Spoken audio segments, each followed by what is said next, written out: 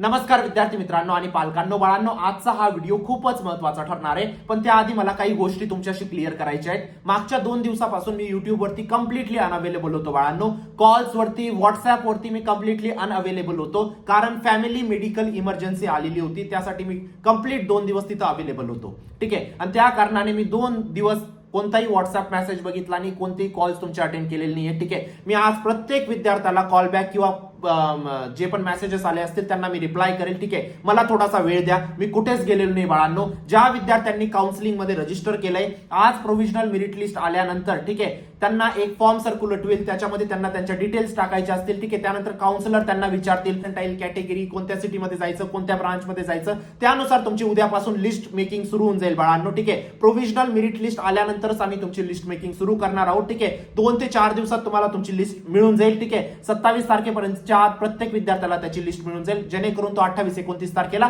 त्याचा option form भरू शकतो. ठीक आहे. आता ज्या विद्यार्थ्यांनी अजून एनरोल केलं नसेल, लगेच एनरोल करा. लिंक डिस्क्रिप्शन बॉक्समध्ये टाकलेली. जसं एनरोल करणार 24 तासात पर्सनल काउन्सिलर अलॉट होऊन जाईल. त्यानंतर तुमची कॉलेज लिस्ट वगैरे सगळ्या गोष्टी आपण बनवू. तुमचे पर्सेंटाईल, कॅटेगरी, कोणत्या सिटीमध्ये ऍडमिशन घ्यायचं, कोणत्या ब्रांचमध्ये घ्यायचं, सगळ्या तुमच्या रिक्वायरमेंट समजून प्रत्येक कॉलेजमध्ये चेक केलं जाईल कुठं तुमचा नंबर लागतोय. त्यानुसार तुमची कॉलेज लिस्ट वगैरे बनेल. तीच कॉलेज लिस्ट तुम्हाला सीईटी सेलला सबमिट करायची असेल, जेणेकरून एक कमी पर्सेंटाईलला पण आपल्याला एक बेस्ट कॉलेज मिळेल बाळांनो. आणि CAP round, spot round, ILS round मध्ये कॉलेज बुकिंग कसं करायचं, नेक्स्ट राऊंडला कसं जायचं, फ्रीज, फ्लोट, ऑटो फ्रीज, सगळ्या गोष्टी याच्यात इन्क्लूड असतात. जोपर्यंत तुमचं ऍडमिशन होऊन जात नाही तोपर्यंत आम्ही तुमच्या सोबत असतो. प्रत्येक स्टेपला तुम्हाला गाईड करतो बाळांनो. ठीक आहे. ऍडमिशन झाल्यानंतर सुद्धा स्कॉलरशिप्स वगैरे सगळ्या गोष्टी आम्ही तुम्हाला गाईड करतो. 2 ते 3 लाख रुपये फीज होती लास्ट इयर विद्यार्थ्यांची, त्यांची फीज 0 झाली. फक्त योग्य स्कॉलरशिप त्यांच्यापर्यंत पोहोचवला. पूर्ण प्रयत्न असतो तुमची जेवढी पण फीज आहे ती कमीत कमी करण्याचा. ठीक आहे. या सगळ्या गोष्टी पण तुमच्या पर्सनल काउन्सिलिंग मध्ये इन्क्लूड असतात. नक्कीच रजिस्टर करा. लिंक डिस्क्रिप्शन बॉक्समध्ये टाकलेली. ठीक आहे. चला आजचा व्हिडिओ सुरू करूया, पण त्याआधी चॅनलला सबस्क्राईब करा. जोपर्यंत तुमचं एक बेस्ट कॉलेजमध्ये ऍडमिशन निघून जात बाळांनो, तोपर्यंत माझे व्हिडिओज तुमच्यापर्यंत पोहोचले पाहिजे. सीईटी सेलची प्रत्येक अपडेट तुमच्यापर्यंत पोहोचली पाहिजे, म्हणून चॅनलला सबस्क्राईब करा. व्हॉट्सअप ग्रुपला जॉईन करा. कॅप राऊंड रिलेटेड सगळे अपडेट्स तुमच्या व्हॉट्सअप ग्रुपला येतील. व्हॉट्सअप ग्रुप फुल होईल, त्याआधी जॉईन करा. आता प्रोव्हिजनल मेरिट लिस्ट बद्दल जी अपडेट आली ती मी तुम्हाला वाचून दाखवतो बाळांना. आता भरपूर विद्यार्थ्यांना एकच हे झालेलं आहे की प्रोव्हिजनल मेरिट लिस्ट केव्हा येईल, आमची किती वाजता येईल. ठीक आहे. आता बघा बाळांनो, इथं हा सकाळचा हा पेपर आहे. ठीक आहे. याच्यामध्ये क्लिअरली मेन्शन केलेलं आहे एमएसटी सीईटी ची प्रोव्हिजनल मेरिट लिस्ट आज रात्री 8 वाजेपर्यंत तुमची प्रोव्हिजनल मेरिट लिस्ट येऊन लागेल बाळांनो. जर तुमची प्रोव्हिजनल मेरिट लिस्ट 8 वाजता येते तर कॉलेज लिस्टचा फॉर्म तुम्हाला उद्या भेटेल. ठीक आहे. जर लवकर येऊन जाते, 2-3 वाजेपर्यंत जर येऊन लागते, तर आजच कॉलेज लिस्टच्या सगळ्या डिटेल्स तुमच्या घेतल्या जातील. ठीक आहे. पर्सनल काउन्सिलिंगच्या विद्यार्थ्यांचा पण 8 वाजेपर्यंत तुमची प्रोव्हिजनल मेरिट लिस्ट येऊन लागेल बाळांनो. आता हे बाकीच्या सगळ्या गोष्टी तुम्ही इथं वाचू शकतात. आता सगळ्यात महत्वाची गोष्ट, प्रोव्हिजनल मेरिट लिस्ट मध्ये आपल्याला कोणत्या गोष्टी चेक करायच्या आहेत आणि लगेच आपल्याला ग्रीव्हन्सेस रेज करायचे आहेत, त्याच्याविषयी 1 मिनिटात मी तुम्हाला सांगतो. त्यानंतर तुम्हाला अजून काही शॉकिंग गोष्टी मला दाखवायच्या आहेत. प्रोव्हिजनल मेरिट लिस्ट मध्ये बाळांनो सगळ्या गोष्टी व्यवस्थित चेक करायच्या आहेत, कारण हा लास्ट चान्स असतो. जर तुम्हाला काही चेंज करायचं असेल तुम्ही ग्रीव्हन्सेस टाकून चेंज करू शकता. ठीक आहे. सगळ्यात पहिली गोष्ट, तुमचं फुल नेम हे एचएससी प्रमाणे असणं गरजेचं आहे. जर एचएससी प्रमाणे नाहीये, लगेच ग्रीव्हन्सेस रेज करा. जेंडर, डेट ऑफ बर्थ वगैरे सगळ्या एचएससी च्या रिझल्ट प्रमाणे असल्या पाहिजे. कॅन्डिडेट टाईप वगैरे चेक करा. सगळे तुमचे पर्सनल डिटेल इथं तुम्हाला चेक करायचे आहेत बाळांनो. ठीक आहे. मायनॉरिटी स्टेटस वगैरे सगळ्या गोष्टी. त्यानंतर एमएसटी सीईटीचे इंडिव्हिज्युअल सब्जेक्टचे पर्सेंटाईल आणि टोटल पर्सेंटाईल तुमचे बरोबर आहेत की नाही ते चेक करा, कारण हेच पर्सेंटाईल तुमच्या आता पुढे कन्सिडर होणार आहेत बाळांनो ऍडमिशन प्रोसेससाठी. त्यानंतर 12वीची टक्केवारी व्यवस्थित चेक करा बाळांनो. सगळ्या गोष्टी व्यवस्थित आहेत का. ठीक आहे. त्यानंतर तुम्हाला प्रोव्हिजनल मेरिट लिस्ट मध्ये भरपूर प्रकारच्या रँक्स असतील. ठीक आहे. त्या सगळ्या रँक्सला तुम्हाला व्यवस्थित बघायचं. आता मी तुम्हाला इन शॉर्ट सांगतो बाळांनो, कोणत्या महत्वाच्या रँक्स तुम्हाला बघायच्या आहेत. ठीक आहे. State merit number. कोणता? State merit number. State merit number म्हणजे काय असतो बाळांनो, पूर्ण महाराष्ट्रामध्ये जेवढे पण विद्यार्थी बसले होते, कोणताच कंडिशन नाही, कॅटेगरी वगैरे कोणतीच कंडिशन न लावता पूर्ण महाराष्ट्रात जेवढे विद्यार्थी बसले होते त्यांच्यामध्ये तुमचा रँक किती आला. आता 2,65,000 विद्यार्थी बसलेत वाटतं. 2,65,000 मध्ये तुमचा रँक किती आलेला आहे ते तुम्हाला समजेल. त्यानंतर दुसरी गोष्ट, युनिव्हर्सिटी रँक. युनिव्हर्सिटी रँक म्हणजे समजा पुणे युनिव्हर्सिटीमध्ये 5 डिस्ट्रिक्ट येतात, त्या 5 डिस्ट्रिक्टमध्ये तुमची काय रँक आलेली आहे. त्यानंतर बाळांनो तुमची कॅटेगरी रँक.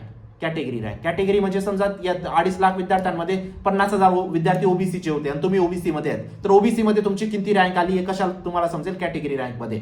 त्यानंतर युनिव्हर्सिटी कॅटेगरी रँक. आता त्या पुणे युनिव्हर्सिटीमध्ये तुमच्या कॅटेगरीमध्ये किती रँक तुमची आली, मुंबई युनिव्हर्सिटीमध्ये तुमच्या कॅटेगरीमध्ये किती रँक आली, तुमच्या युनिव्हर्सिटीची तुमच्या कॅटेगरीची रँक तुम्हाला समजते. त्यानंतर लेडीज रँक असेल बाळांनो, त्यानंतर ऑर्फन रँक असेल, डिफेन्स रँक असेल, विविध प्रकारच्या रँक तुम्हाला तिथं बघायच्या. आता रँक चेक करताना सीईटी सेल काय करते या गोष्टीला तुम्हाला समजून घेणं गरजेचं आहे बाळांनो. फॉर एक्झाम्पल 50 कॉलेजेसची आपण लिस्ट टाकली, बरोबर. 50 कॉलेजेसची जर लिस्ट टाकतोय, पहिल्या नंबरचं कॉलेज टाकलं, दुसऱ्या नंबरचं टाकलं, तिसऱ्या नंबरचं टाकलं. आता पहिल्या नंबरचं कॉलेज पहिल्या चेक होईल की या विद्यार्थ्याला स्टेट मेरिट नंबर प्रमाणे हे कॉलेज लागतंय का, स्टेट मेरिट नंबर प्रमाणे. जर ते कॉलेज तुम्हाला स्टेट मेरिट नंबर प्रमाणे लागतंय तर ते कॉलेज तुमचं स्टेट मेरिट नंबर प्रमाणेच बुक होईल. जर तुम्हाला स्टेट मेरिट नंबर नाही लागतंय तर, नाही लागत आहे तर तुमची युनिव्हर्सिटी रँक चेक करतील पहिल्या कॉलेजसाठी. युनिव्हर्सिटी नेमर नाही लागत मग चेक करतील तुमची कॅटेगरी रँक, ज्या विद्यार्थ्यांची असेल तर मग चेक करतील लेडीज रँक. ठीक आहे. आता समजा ओपनचा विद्यार्थी आहे आणि बॉय कॅन्डिडेट आहे, मेल कॅन्डिडेट आहे, तर त्याची या दोनच रँक चेक होतील, त्याच्या खालच्या रँक चेक नाही होणार. म्हणून पहिलं कॉलेज लागण्याचे चान्सेस कोणाचे वाढून जातील, कॅटेगरीच्या विद्यार्थ्यांचे, है ना. अशा पद्धतीने तुमची एक एक रँक चेक केली जाते पहिल्या कॉलेजसाठी. गोष्ट समजते, है ना. तर ही झाली तुमचं रँकची कॉन्सेप्ट बाळांनो. आता जर दोन विद्यार्थ्यांची रँक सेम येऊन लागते, मग त्या सिच्युएशन मध्ये कोणत्या विद्यार्थ्याला वरती ठेवलं जातं, कोणत्या विद्यार्थ्याला खाली ठेवलं जातं, त्याच्यावरती सुद्धा एक डिक्लेरेशन सीईटी सेलने दिलंय, त्याच्याविषयी बोलूया. बघा आता मी तुम्हाला एक गोष्ट दाखवतोय. समजा दोन विद्यार्थ्यांची रँक सेम येऊन लागते, ज्याचे सीईटी मध्ये जास्त मॅथ्स मध्ये पर्सेंटाईल असतील त्याला वरती प्रायोरिटी दिली जाते. जर मॅथ्स मध्ये पण सेम आहे तर मग फिजिक्स मध्ये वरती प्रायोरिटी दिली जाते. जर फिजिक्स मध्ये पण सेम आहे तर केमिस्ट्री मध्ये ज्याला जास्त आहे त्याची वरती प्रायोरिटी सेट केली जाते. केमिस्ट्री मध्ये पण सेम आहे तर तुम्हाला बोर्ड्स मध्ये कोणाचे मार्क जास्त आहेत त्याला वरती कन्सिडर केलं जातं. बोर्ड्स मध्ये पण सेम आहे तर मॅथमॅटिक्स नुसार तोपर्यंत सेम नाही राहत बाळांनो, तोपर्यंत चेंज होऊनच जातात. तर अशा पद्धतीने तुमची मेरिट लिस्ट बनणार आहे. आता एक गोष्ट लक्षात ठेवा बाळांनो, आता सगळ्यात महत्वाची, आता तुमची जी मेरिट लिस्ट येणार आहे ती कशी दिसणार आहे तुम्हाला ते पण दाखवतो वाटल्यास तर. Common merit list, individual merit list आपण बघितली, आपलं नाव वगैरे सगळ्या गोष्टी येतात. ठीक आहे. कॉमन मेरिट लिस्ट कशी येते है ना, ते पण मी तुम्हाला दाखवतोय. एक मिनिट. कॉमन मेरिट लिस्ट अशा पद्धतीने येते बाळांनो. तुमचं ऍप्लिकेशन आयडी, तुमचा रँक, हा पहिल्या खात्यात जे असतं तो तुमचा रँक असतो. तुमचं नाव, कॅटेगरी वगैरे सगळ्या गोष्टी, तुमच्या पर्सेंटाईल वगैरे सगळ्या गोष्टी तिथे तुम्हाला दिसतात. सगळ्यात महत्वाची गोष्ट ही असते मेरिट नंबर. कोणते असते, मेरिट नंबर, की आपला मेरिट नंबर काय म्हणजे काय, आपला रँक काय. बेसिकली मेरिट नंबर म्हणजे काय असतो बाळांनो, रँक असतो बेसिकली, है ना. आपला रँक किती, आपला रँक जितका खाली तितका आपण खाली आहोत, है ना. गोष्ट समजते, है ना.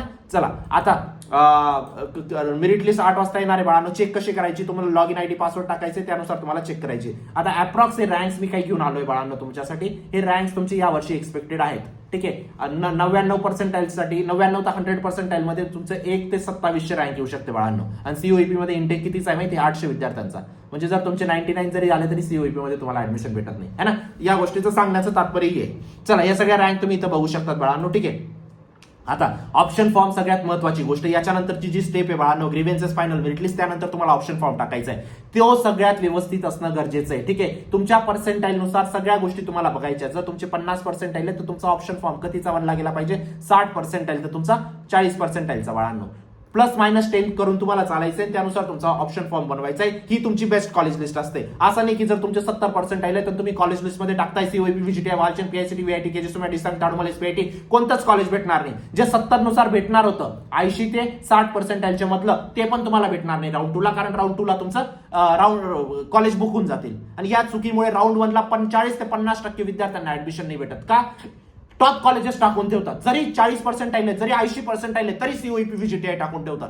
त्या कारणामुळे जे भेटणारे असतात ते त्यात टाकत नाही लिस्टमध्ये, आणि त्यामुळे त्यांना कॉलेज भेटत नाही. ही चूक तुमच्याकडून नको व्हायला बाळांनो. एक सुद्धा कॉलेज खाली वरती नको जायला. आता लास्ट इयर विद्यार्थ्यांनी डीवाय पाटीलला वरती टाकून दिलं, व्हीआयटीला खाली टाकून दिलं. व्हीआयटी लागणार होतं तरी त्याला डीवाय पाटील लागून गेलं राऊंड 1 ला, आणि राऊंड 2 ला व्हीआयटीला एक जागा खाली नव्हती, है ना. या सगळ्या गोष्टी तुमच्याकडून चुकू नको व्हायला बाळांनो. त्यासाठी आपण महाराष्ट्राची नंबर 1 पर्सनल काउन्सिलिंगची बॅच लॉन्च केलेली आहे. अजून 3 दिवस फक्त, 3 दिवसात रजिस्ट्रेशन क्लोज होत आहे. लवकरात लवकर रजिस्टर करा. लिंक डिस्क्रिप्शन बॉक्स मध्ये टाकलेली आहे. जरी कमी पर्सेंटाईल असेल तरी एक बेस्ट कॉलेज पॉसिबल आहे, या गोष्टीची मी तुम्हाला खात्री देतो बाळांनो.